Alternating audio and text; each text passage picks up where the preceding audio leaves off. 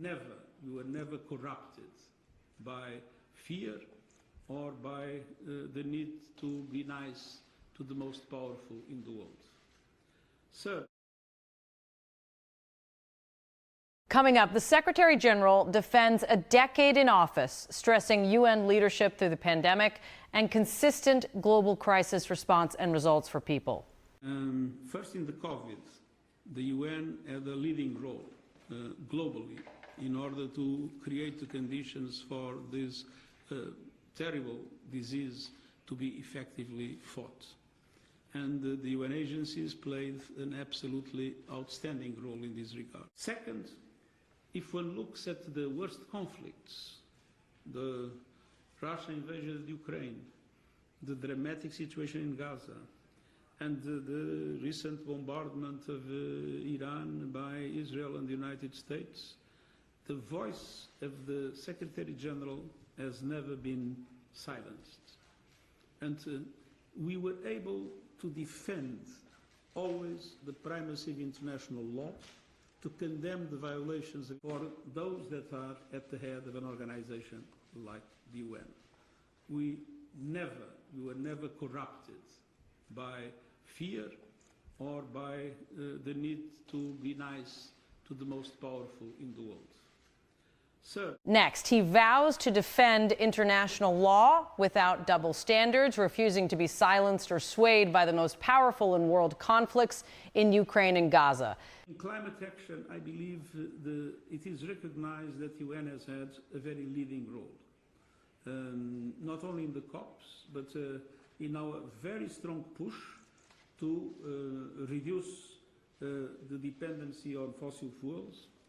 And if the war in the Gulf proves something, is that we have too much reliance in fossil fuels and we must speed up the transition from fossil fuels to renewables. And the UN has been in the front line of defending this point of view against the beginning the idea that the UN should not be involved. Today we have an international scientific independent panel on artificial intelligence elected by the General Assembly, 40 experts from all over the world, men and women, north and south, that will be able to inform governments and the people of what artificial intelligence is producing, what is happening in this world, and what kind of initiatives should be taken to guarantee that it remains a force for good.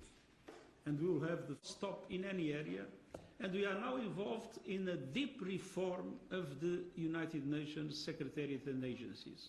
That was the item discussed today here. And after the break, he stresses climate action, a global tech dialogue on artificial intelligence, and deep UN reforms to keep agencies resilient. We were able to give you an idea, and I know our taxpayers are concerned with that. We have reduced 22% of the posts of the Secretariat in the budget of 2026. And we have done it in a very, very effective operation.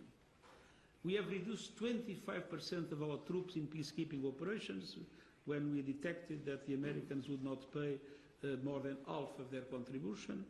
And we did it in a planned way, and I would say that probably not many of the journalists around the world. So our agencies were dramatically impacted by the cuts in humanitarian aid and in development cooperation. Any agency collapsed? No.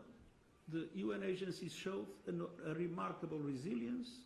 They reformed themselves, they shrunk, they reduced the number of staff, but they maintained that violate the law, and then, as I said, used the Security Council to protect themselves, which is absolutely unacceptable in today's world. And I hope, I have no advice to give to my successor, except that I hope that he will guarantee the independence of this function, and it will do everything possible in order to make sure that the United Nations is as effective as possible in peace and security, in sustainable development, and in